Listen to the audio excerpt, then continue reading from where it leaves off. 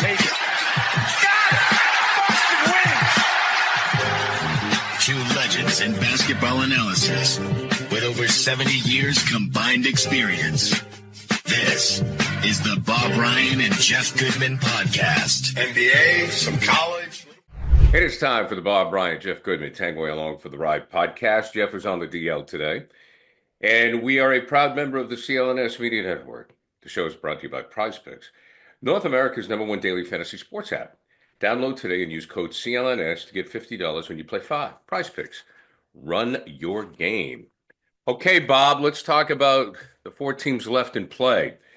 The New York-Indiana series has been very entertaining. Mm-hmm. It's been great stuff. Ken, almost to the point, before I ask that question, I'm going to go off the beaten path here. I can't see the Celtics beating either. I can't see the Celtics beating the Pacers either. I mean, the play has gone up. That's another discussion because the more you think about the Knicks series, the more infuriating it was that they gave away the first 2 games the way they did, that they did not close the games the way they properly should have. And it's their own fault. I still don't believe the Knicks are better than them when the Celtics are whole, for sure. But it was fair and square. The Knicks did what they had to do. The Celtics did not do what they had to do. And I'll live with that. Indiana is good. You're right. I think I'm not afraid of them. I think the Celtics are there. Right. But I respect what Rick Carlisle and company have put together. And I did point out to you last time, that if you go back to the beginning of January, their record is exemplary. They've been very good. Right. And everyone should have seen this coming, that they were going to be a real monster threat in the playoffs. But no, it would have been a very, very tough series for the Celtics. I'm sure but not the group that ended it, obviously, but I mean. Right. Because I thought the Celtics were pretty much going to walk, and this is maybe the Celtics had the same idea. I thought they were going to walk to the finals, but now that we're seeing Indy up close, they certainly could have beat the Pacers if they're whole, but it would have been a hell of a series. So moving on to the series. It would have been good. And I'm enjoying this series very much. I think it's a high level of basketball, high level of competitiveness, high level of skill. The first game was extraordinary. It's one of the great. It was the best overall game I've seen personally during the playoffs. I haven't watched every game naturally, but I have been really paying attention to the playoffs from the beginning. Right back in the first round, I went on record as saying it was a really fun experience, and it continues to be. That was another excellent game last night. Good game to watch. A little more conventional. The Pacers didn't have to come from 9 down with a minute to go, but they did the normal thing. They had a lead and they protected it. They protected it properly. Now there was one. They did throw the ball away once, on that sideline, But anyway, they did what they had to do, made the requisite free throws, made the right plays, and they're up 2-0. What a wild ride for the Knicks. When you go back to when this whole thing started and how they must have been feeling after knocking off the Celtics, the first 2 games. And now look what they have. The flip side of it completely flipped around now. And they're on the opposite side of that 0-2 thing. Very, very interesting. And their fans have had a wild ride. They've been teased. We know there was are you aware of the ridiculous overreaction on the part of the city of New York that they renamed, temporarily a street and over this week for every New York Knick that, blocked between, say, 7th and 33rd was such and such street, First Avenue and 16th Street was such another street. And then they go out and they go down 0-2. Right. So that was a bit of an overreaction, but the reaction in New York of the fans to what's going on shows you how victory starved and how title starved they are. And the Knicks last won in 1973, and they got to the finals strangely in '99. That came out of nowhere. And they haven't had any great success since 1973. They had a nice run and they went to the Celtics series in '84. A lot of us will always remember that. I call it the Bernard King series. The Celtics had to overcome Bernard King, and it took them. It was a struggle, but they did, thanks to Larry's magnificent Game 7. Anyway, Knicks fans, this generation of obviously have never experienced the thrill of rooting for a champion, and they're rising to the occasion. But but they're running up against a tough team, Indiana. Is Tibbs being properly criticized? Um, I mean, for the roster thing. I mean, for the Yeah, I employment, mean, for the minutes thing. I just see. I was in New York and I was listening to sports radio, and I just sound like such an old man. Gary, you don't have to be in New York to actually listen to New York sports radio, No. um, but the press conference was tough. He wasn't talking. He didn't have a lot to say. I heard some of the pundits say, Nick, Tibbs has his faults, and I'm like, does he? Does Tibbs Of have? I course, mean, what's the you know, problem? they all have their faults. They all have it. He can be set in his ways at times. He had to defend the fact that he was going with 7 men as a rule, and playing those starters. Their starters played the most minutes of any starting group in Right. the league. That was a big issue all year. Suddenly, they're getting a little bit of it. Well, of course, they're getting a good lift from Mitchell Robinson. I was thinking about this morning about Mitchell Robinson, about if he had been whole all year, how many more games they could have won, what their status would have been. Yeah. But because he's a factor, he is a flawed player. He's a specific kind of player. He's a shot blocking, defending, rebounding, offensive rebound. How about his offensive rebounding? Has been tremendous in this series. And he's not an offensive threat other than lobs. You don't throw him the ball and ask him to score. You just don't, unless it's a lob. Okay, fine. But he has a great asset and, interesting complement. That's what a knee to Karl Anthony Towns. But and sometimes they play them both together and with interesting results. But anyway, Mitchell Robinson is a factor, and he's coming off the bench. Cameron Payne doesn't gives him something once in a while, and Miles McBride, who I keep going back to opening night when the Celtics kicked their butt, but the only reason it was even a game at all was Miles McBride. He can shoot, he can when he's hot, he's a good factor. But you can argue with Tibbs about how they use the bench, and of course the flip side is that they're playing a team that has a solid 8-man rotation, Right. Right. and they know what they're doing. And those guys come off the bench at Toppin, who was a former Knicks first-round draft pick, I'm sure drives some of the fans crazy. Is comes off the bench for Indiana, of course, and so T.J. McConnell. When I first saw Pritchard, and after watching Pritchard for a while, I said I want him to grow up to be T.J. O'Connell, and he has done that. But when you watch T.J. O'Connell and the little flip shots he has and the way he can get shots off, it's like a mirror. It's like watching the things that Peyton can do. Peyton is more of a 3-point threat, but O'Connell is a 3-point threat. Right. But they both have this little guy ability to squirm and create some space and actually get some done at the basket. And he's a master of the 6-8 foot flip, which is be an important shot to have if you're 6'1" going up against the Giants. So I love watching T.J. O'Connell play. And so that there's that. Well, I think when you mentioned the depth of the Pacers, and you also just mentioned how the Knicks roster got deeper in the playoffs than it would have helped them in the regular season. I think that, and we are going to talk about OKC later on. I want to talk about their roster in depth. It does seem that the role players have taken center stage now. With Jordan and with LeBron and with the single name, I call it the single name era. Magic, Larry, I Michael, like that. LeBron. Yeah. It's always about that one name. Yeah. And we didn't vote. Obviously, the Bulls. You've talked about the bench with the Bulls. They didn't start winning till Michael learned to play with Kerr and Paxson and all these guys. Grant.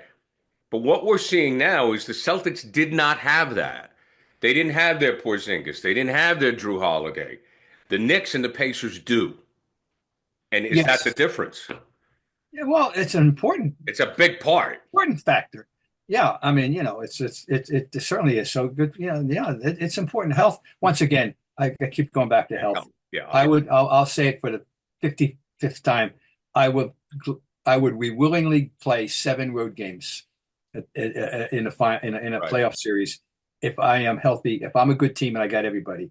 As opposed to going in impaired. I would rather, I'm not afraid to play in the road. A good team a good team always has a more than a 500 record. It's way more than a 500 record in the road. It's nowhere near usually as good as its home record. Although this year's Celtic team was they were the contrary to that. They were actually better on the road this year than at home.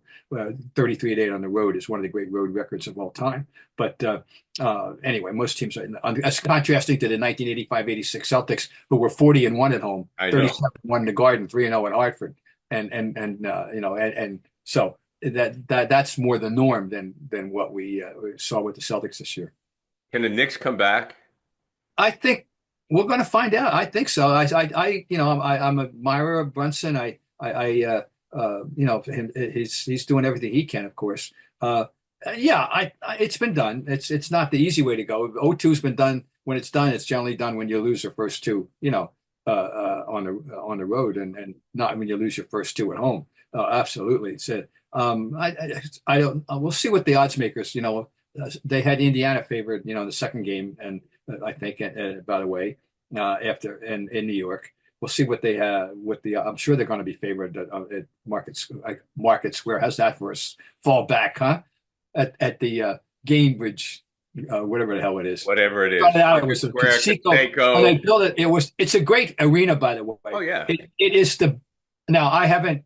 When I went officially, I stopped traveling years ago in the NBA. But during my time, when it was the best arena, the new arena built in basketball in 40 years. It's built. It's got a basketball feel. It's got and walking around the concourse and all. You're immersed in Indiana basketball history at high school and college. It's a great place to go to a game. That field house in Indianapolis. And of course, if any city and state should have a basketball shrine, it's Indiana. Sure. So, and they got one. You've known Rick Carlisle for at least 30 years, correct? Try 40. Right. I think he was a rookie in 84. Right. Well, I remember him because he was at the University of Maine for 2 years. Yeah. And that was a big deal for us. And you're I'm going to say you're one of us, Bob. You're there a lot in the summer. You're one of us. That's my second state. No, that's it. But Rick Carlisle was a big deal for us. So why don't you talk about his journey and his maturation process and the adjustments he made? Comes from Ogdensburg, New York, up in the upper neck up there near the Canadian border, cold country, and had it. He after high school he did a PG year at Worcester Academy. Right. He went to Maine, and after 2 years he transferred to University of Virginia, which in those days you had to sit out a year. So by the time he was a Celtic rookie, he was 24 going on 25. He was a completely mature, aware human being over and above being a basketball player. We learned out that he was a piano player. Taught himself to play piano by ear. And so when you went into another city, you might go into the lounge and they had a piano he could play. Anyway, it was a cerebral young man and a methodical player, a good jump shooter. Didn't have the greatest athleticism. Had his moments with the Celtics. It was a good pick. His shrining game, I know it was in February of '86 in LA. He had a Sunday afternoon game. We had like 10 points off the bench. It was a real big, important contribution that day. But he's never a great NBA player. He bounced around after that. But you knew he had coach vibes. He had coach DNA. Right. And the interesting thing to me about Rick is how he's changed, evolved as a coach. He was a pretty much no-nonsense orthodox coach in terms of style of play when in his previous incarnations in Detroit and Dallas and so forth. He has reinvented himself into this is the best transition team in the league right now. I think they think fast break better, more and often and better than any team. I sometimes I watch them. They will score after you score. You better get back on defense. This is a hallmark. It's like rewatching the Showtime Lakers all over again. And I'm not kidding, people. If you haven't watched this team, they will come back right back at you when you score. You better get back. He's on the attack all the time with this team. This is not the Rick Carlisle of 15 or years ago. This is a guy who's adapting to his personnel and he's adopted a style of play that would have been very antithetical to the one that he had as a coach when he started. And I think we should commend him for that, for being willing to be flexible and to evolve as a coach. So you throw that in with all the experience he now has accumulated in the league, as a player, as a coach, the experiences he's had. He's he's a top of the line coach. By the way, I don't know if people know this, but they have a coaches association, and he's been its president for like 2 decades. And he's totally respected by his peers, and still an approachable guy. Hasn't forgotten his old people, his old friends and all that. No, he's an exemplary guy in the NBA, Rick Carlisle. Hard for me not to root against him. Does he still tape his ankles? I I Tell don't. that story. Tell that. I don't really. I'm not sure exactly. I don't have the details. I heard there was a time, part of his pregame preparation, because he taped his ankles as a player, he taped his ankles as a coach. Well, I don't know. That's interesting. I can't verify that. Yeah, I heard that. I don't know. I don't know if whether it's true or not. It's a great Well, I story. learned something else about him I did not know this week. There's an excellent story on him in the New York Times / Athletic. He's a pilot. Oh, I He's didn't know got a that. pilot's license. I didn't. That's his other fascination. In addition to playing the piano, he's a pilot, and I didn't know that. And so a lot going on there with Rick Carlisle. Let's talk about uh, the the Bird Harder Carlisle combination, Oh, because that was his coming out as a coach, yes, wasn't it? Larry. Right, Larry hired him basically to be his defensive coordinator when Larry took over in 1997 with the Pacers, and of course Harder was a defensive, hard-nosed guy. Dick Harder, interesting guy, fun guy. You wouldn't know until you got to know him how playful he was, put it that way. But he was a serious guy when business came, and a tough guy, absolutely. But yeah, that all worked together. He was a young coach, but Larry, because Larry being Larry knew what he didn't know or didn't where he was not as proficient, and he knew he wanted to go out and get a mentor type, and that was Harder, and a defensive oriented guy, and that was Rick. And Larry was a very successful coach I know. in those 3 years. He went to the finals once, and the other one, the Braves dropped. This is the what if that he will take to his grave and from his coaching career was they lost to the Bulls in the seventh game. I was there, and they lost to the Bulls in the seventh game. There was a key jump ball with about 20 seconds to go in a tie game or a 1-point game, whatever it was, and the Bulls got it, and Larry blamed himself for not having his team positioned properly. Right. He took the fall. That was Larry. What can I say? I remember when Larry returned. I'm sure you with it. When Larry returned to the Garden, and it was as the head coach of the Pacers, and so I was covering it. And I remember being in the locker room after the game because they beat the Celtics. And I remember when Larry walked out, he sat on the bench, he sat down, and it was his first time back at the Garden. Mhm. And of course, the new Garden, Yeah. Oh, yeah. the new Garden, because he did say it would have been much more difficult if it was the old place. No. Oh, no. He felt Yeah, the very old place would have been proprietary. hard. He was very So proprietary toward the old Garden. Yes. yeah, and he sat down, and the place went, chanted Larry for 5 minutes before he stood up and he waved. He was white as a ghost. After the game in the locker room, he's sitting next to McHale, and he was I want to say he was visibly shaken, but of course they were having a light beer, but it affected him to the point where he was just like, thank God, that's over with. We won the game. And it's the first time that I ever saw Larry Bird not being calm, cool, and collected. Yeah, that's very interesting. I was unaware of that, Yeah, and I I remember like. seeing that because he came back to Boston. I mean, they won. He didn't want to come back and lose. No. And while Larry Bird had so much confidence, I'm sure he was second guessing himself as a coach. He had never done it. I mean, that whole thing, that whole dynamic, I just found very interesting. And you're right in the way that Larry made up his staff. And Parcells used to do the same thing. Bart Belichick was a little bit different, but like he knew what he didn't know, and he knew what he didn't want to deal with. He didn't want to deal with the details, so he got two guys that could. And the other thing I always loved about Larry, which I always found interesting, and maybe you wrote it, is uh, practices were short, and like he said, players tune out after 10 minutes. So it's like if you can't say it in 10 minutes, you got no shot. No, he wasn't going to be a guy that's going to give long speeches. This became a problem with Tommy Heinsohn. Tommy, the time he was into the job, the more he wanted to show you he was the coach, if you know Right. what I mean. Yeah, yeah. And Larry never succumbed to that and never would, there's no question about that. So interesting. But Rick, I'm definitely pulling for him, I'm not going to all Boston into New York thing because I happen to like this Knicks and I love Brunson. How can I And not love? again, you know Tibbs. You like everybody How can likes I Tibbs. like Tibbs? And how can I not love Brunson? And there's no player in this team that antagonizes me, Oh, really. And I'm curious, I'm enjoying watching the reaction of Karl Anthony Towns.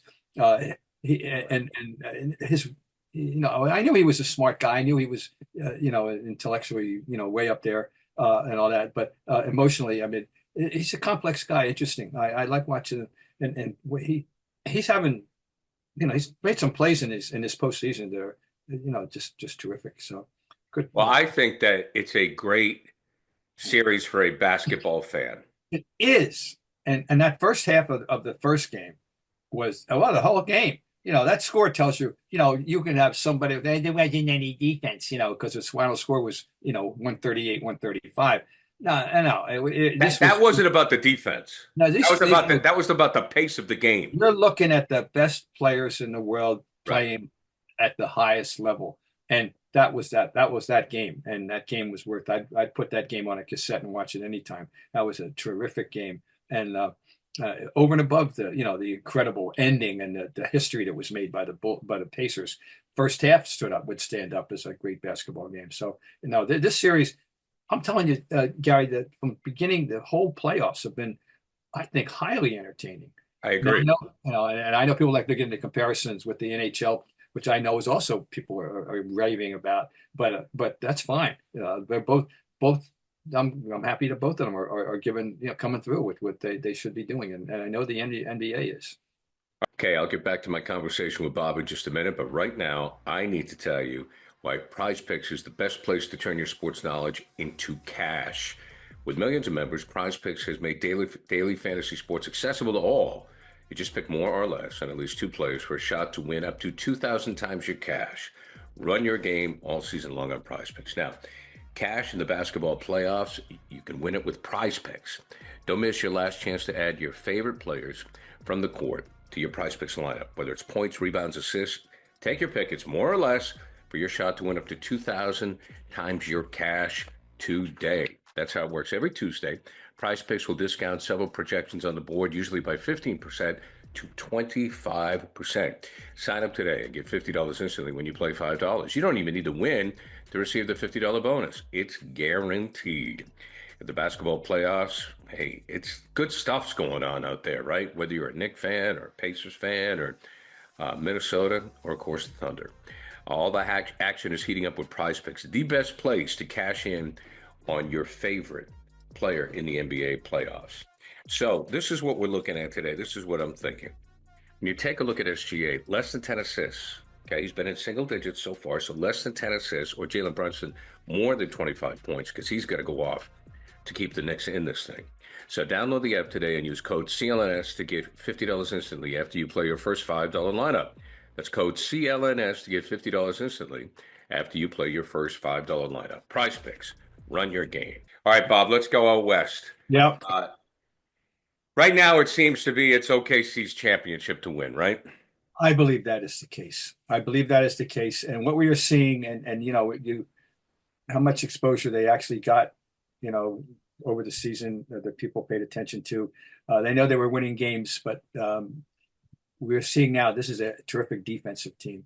This team can really smother you. They can really disrupt you. They get on some nights they get a terrific amount of offense out of their defense. They transition very well, and they got two big guys that can hurt you. You think about last year, they didn't have. This is so different. Last year, Holmgren missed the whole year, and they didn't have Hartenstein. He was in New York, and now they got these two guys who's been put together very well. SGA, we'll get into the MVP thing, but SGA has had a terrific year. He is a terrific player, and the guy that the average casual fan doesn't know about is his backcourt mate, Lou Dort. Lou Dort is an all defensive team guy who it can make threes. and he's an excellent complement to SGA. And then again, they got a precocious young man who's a third team all league named Jalen Williams, and they made some shrewd pickups. One of them being the ever present Alex Caruso, one of the more intriguing players in our time. Just from everything from the way, just his look, the look and the whole style of play, and he's a very important part of their puzzle, Alex Caruso. And by the way, the only guy over the age of 27 who plays regularly on that team. I was going to say he's the old man. The youth of the team is for real, folks. Holmgren's 23, SGA is 26, Dort's 26, Jalen Williams is 24, Cason Wallace, who's had some impact lately, is 21, and Isaiah Joe, who can come up and make threes, is 25, and the graybeard is Isaiah Hartenstein at 27. That's before you get to Caruso, who's 31. But and once again, I love pointing out, coached by Leominster Mass's own Mark Daniel. So and I overlooked this, Gary, the last time we talked. Put together, assembled by the eagle eye of Emerson College grad Sam Presti. Well, my next question was about Presti, because he not only has done it, well, this is the third time he's put together a championship contender, right? Yes. Because first you had Westbrook, well, actually probably second. You had Westbrook and Durant, that crew. Yeah. That went to the finals and lost, and then this crew. Yep. No, he's and the eye for talent is unquestioned. The moves he's made. He's but here he is. He's very much one of ours, and we're Sam Presti. So no, OKC's playing very well. Minnesota is an intriguing team to me. People think about Ant-Man and all that, but one of the keys, frankly, is and it just came to fruition in game 2 when he bombed out, was Julius Randle. One of the reasons for their success in the postseason was Julius Randle having an excellent year and a beginning of some really big postseason games. They're not going to win too many games if he's not going to be the I won't say the Robin to the Batman, but if he's not going to play up to his capability the way he can. And you never know for sure about Rudy Gobert or where his head is that night. They're I hesitate to bury them. And I'm sure they're going to play very well at home. Interesting little tidbit, though. Chet Holmgren, when they go to the game 3, will be playing in the arena. He's a Minneapolis native, and he's going to be playing in the arena where he won his 4th consecutive high school state championship. That's very cool. Are you ready? Minnehaha Academy. What? Minnehaha Academy. Get out. I wish I were making. I'm not making that up. So anyway, that'll be fun. But Minnesota's resilient. I know people love that. That's a big word of our time, isn't it? Resilient. Everybody likes to call themselves resilient, and they are. But this might go 6, but I just think OKC's going to assert itself. I know you want to talk about. You have something to say about SGA and the MVP, and then we'll get into all NBA. The MVP thing was, all year we knew it was down to 2 people. And people were doing all the straw polls, and the straw polls indicated that SGA would win, and he did. Now it's over, and a lot of people are very upset, particularly because Jokic put up numbers we've never seen before from a big guy, leading the team in all the major categories at 7 feet. Is not usually something we see. And and he had as good a statistical or better statistical year than the years when he actually won the MVP. Okay, the whole MVP thing. Bob Ryan's premise on the MVP is that, I know I'm talking in third person. It's awful. My premise on the MVP because it comes from baseball. The actual there was always an award for it. Even in the 19th century, they were given an award, I think, in the 1890s, for best player kind of thing. And then there was the early days of baseball in the 20th century. They had an award, the Chalmers Award, and all that. But the MVP, as we know it, was codified in 1931 in baseball. And I wish they had never used the word valuable, because the word valuable is too arbitrary. Everyone is now free to set his or her opinion on valuable. And so often they use the word valuable. Well, if you took him away from the team, where would they be? Well, the guys, and then it all comes down to, do you have proper bench strength or not? In that regard, can they make up without you? Some teams can make up without their best player better than others, because of the roster's construction. So a player's job is to be a player, not to be a GM. So I hate that. If they took him away, that's true of every team. Every team's got somebody. You took them away, where would they be? Everybody's got somebody. At just degree, no matter what degrees you would be affected, they would be affected by your absence. Okay. I think it should be player of the year in all sports. Player of the year. Don't be trying to parse me about valuable and locker room and if you took them away kind of thing and all that. Just make it player of the year, right. Please. Well, and every voter is free to interpret it that way. Frankly, no, you don't have to be accountable to anybody. I mean, I voted in basketball, I voted in baseball, and I vote the way I want to vote, and that whole valuable thing. I try to, I've always been a player of the year guy. SGA had a very, very good year, but Jokic had the best year of anybody, period. But SGA's the best. Here's one people come down: best player on the best team. Well, that's not the award. Well, that's his big calling card because he is the best player on that team. Okay. Right. So I mean, but it's a fair argument in general. It wasn't like it was a runaway. I mean, SGA had a great, great year. Obviously, I still think Jokic had the best year, and I probably would have voted for Jokic. But anyway, it's a good locker room. It's a good barroom discussion, but people are really getting huffy about this one this year now. What was the most difficult? Or let me rephrase it. Give me the best Bob Ryan MVP voting story of any sport. I think the ultimate, baseball. I love this. Yes. Baseball has a particular circumstance. Hockey would have it too if they're going to go goalie versus, right. other players. Okay. Because goalies don't usually come into consideration for the Hart Award. I think they have one of them. I'm not sure, but which is you got to be pretty good. I mean, you got to be Ken Dryden. No, okay. Baseball, you got pitchers. Right. I don't believe pitchers should be eligible for the MVP. I believe that the minute that they instituted the Cy Young Award in 1956, that would have beginning. That's their award. There is no possible way to legitimately measure the impact of a pitcher versus a great position player. They do different things. They're completely separate. This is ridiculous. The greatest argument of our time, my time, I believe, in that regard, was 1978. In 1978, Ron Guidry was 25-3 with a 1.7 something or other. He was extraordinary. It was a great pitching performance.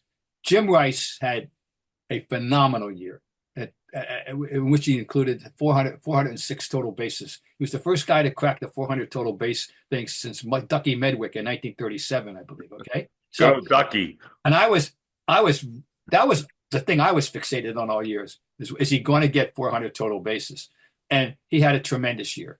And he was clearly the best everyday player. Guidry was clearly the best pitcher. And he did get the award, right, fortunately. But people that would vote for then, of course, then we got and Pedro. Remember the great uproar over Pedro? Right. 99 or 2000 is two phenomenal years he had. Pedro, one guy left him. People were screaming of New York right. Oh yeah. Well, I don't believe pitchers should be eligible for the award. Didn't Eckersley win the MVP and set? Didn't Eckersley win it? Eck won. Now the other thing is, and of course, the game has evolved now. In those days, when you actually had starting pitchers, separated clearly from relievers and closers, I don't believe closers should be eligible for the Cy Young Award. Now that I've always believed that, I think they should be eligible for what I would call the Hoyt Wilhelm Award. The jobs are just too separate. But now, when going 5 innings constitutes a legitimate you got an issue, it's really a mess now. Of course, the whole thing of pitching, being a voter is a nightmare. And for the Cy Young, good luck to him. But back to our league here at the moment. The thing that's interesting, we can argue Jokic versus SGA. What I find very interesting, yet again, ladies and gentlemen, it's a non-American, and it just speaks to how the game has evolved. Oh, right. The Right. game is about SGA, folks. Most people don't, if you're a fan, he's a Canadian, and they have an all-Canadian backcourt, Oklahoma City, because Lou Dort's from Montreal, born and raised in Montreal. Anyway, yet again, we've got another non-American who has won, because we've got the Jokic and Giannis and Embiid, and now we got SGA. And we have to go back 7 years to Harden, right? I think, and to get one. I think that speaks very well for the overall status of basketball in the NBA and in the world of sport, the international world. The idea that the greatest basketball league in the world is now have a succession of MVPs who are not born here. I think it speaks very well for the game and how it's evolved. So there is that. Okay. Somewhere your friend, was it Boris? Is that from Russia who started I Oh, forgot. Boris Stankovic is Somewhere he's smiling, Bob. Oh, Boris is lifting up something, boy, at the big sports executives home in the sky. The former head of FIBA basketball, who dragged USA kicking and screaming into the Olympics in 1992, and that's the way it worked, folks. And is the man most responsible for us creating the dream team, and that dream team had a profound effect on the history of basketball and the way that all these little kids all over Europe and South America and Asia were watching, and we now have these players that, to the degree that we have them, and it all stems from the dream team. So absolutely, Boris Stankovic. As we wrap this up, this segment, we get one more topic to go. I think the greatest individual award is the Cy Young Award. Hands down, maybe next to a gold medal. Is it a gold medal in an individual event? If you swim 400 meters or whatever it is, that's pretty damn good too. But to me, the Cy Young, you're on the mound, you're alone, and I'm going back to the days when pitchers went at least 7 innings. But I think of Pedro Martinez. I think of Palmer. Just the list goes on and on of these guys who take the mound. I mean, Bob Gibson. Like, you take the mound, it is you. That's it. It's just you, and you got to throw that ball. I think it's the greatest award. All right, fine. That's it. I won't argue. Yeah, no. I just think that's. I think, to me, like, if you had to rank all the awards, because, and obviously you have some defensive help and so forth, but if you look at the guys who have won the Cy Young Award and you look at their careers, you have some one-hit wonders. Don't get me wrong, but generally they were dominant. I mean, like Pedro Martinez in 2000, forget it. Absolutely forget it. So that's my speech there. I got to just say this, Bob, then we're going to get to the All-NBA team. Yeah. Those of you listening to the show, we ask that you subscribe to the podcast, like and leave a review. For those watching the show on CLNS, go ahead and hit that like button and subscribe to the Celtics All Access YouTube channel, where you can find our show and a lot of other great Celtic content. Also, please make sure to turn on your notifications so the instant a new video drops, you are on top of it. All right, Bob, some thoughts on the All-NBA team. I find it yet another argument that people here, I hope they appreciate what they have. I hope they appreciate Jason Tatum. I know. There were 4 unanimous picks on the 100 voters. 100 voters. 4 unanimous picks. Nikola Jokic, Giannis Antetokounmpo, Shai Gilgeous-Alexander, and our own Jason Tatum. Okay? The outside world gets it, appreciates him sufficiently. I think they're getting more and more. Look, he's not perfect, and nobody's perfect. He's not. Larry wasn't perfect. But this guy.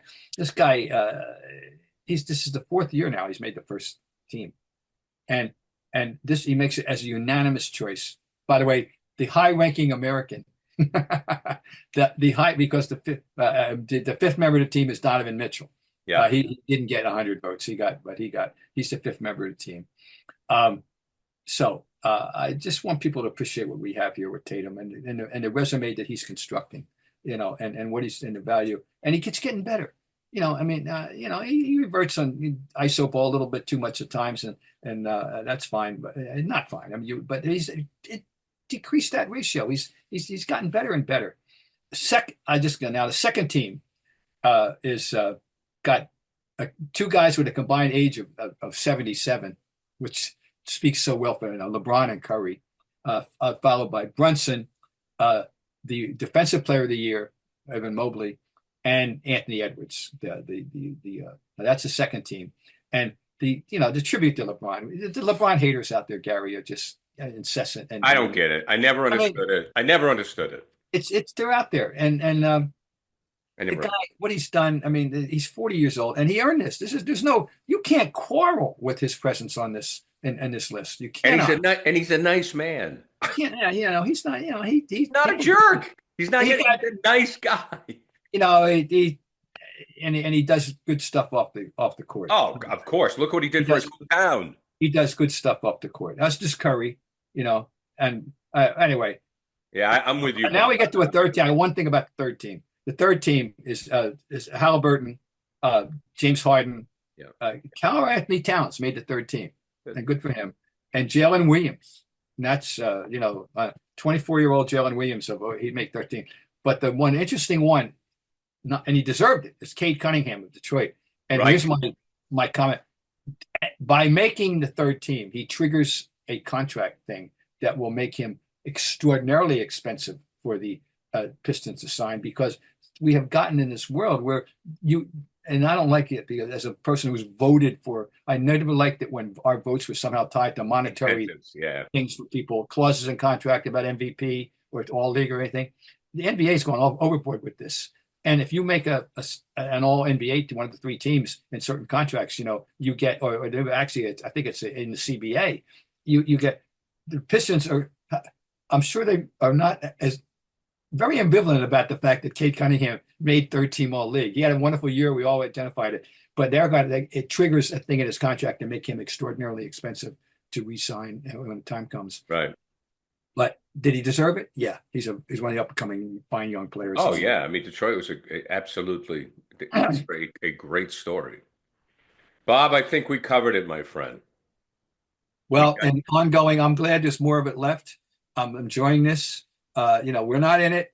That's sad, and but you can't complain about it in terms of they didn't deserve to be in it. I would like to add one thing as we leave, because I want people to remember this, because one of the things that Celtic City taught us is we are very good at revisionist history here in Boston. It's because the Celtics are taking heat because they didn't win back-to-back titles. Oh, folks, by the way, neither did Larry. No. Oh, no. Neither did Larry. And I'm not dumping on Larry or Chief or McHale. They didn't either. So lay off these guys. No, right. It's not easy. And you're right. It's not easy. I'm glad you said that. That's very true. All right, Bob. We'll talk to you again next week. Jeff Gordon will be off the shelf and he'll be ready to go. It is the Bob Bryant, Jeff Goodman, Tanguay along for the Ride podcast, proud member of the CLNS Media Network. Show is brought to you by Prizepicks, North America's #1 daily fantasy sports app. Download today and use code CLNS to get $50 when you play 5. Prizepicks, run your game. Bob, talk to you next week, bud. Good job. Bye-bye.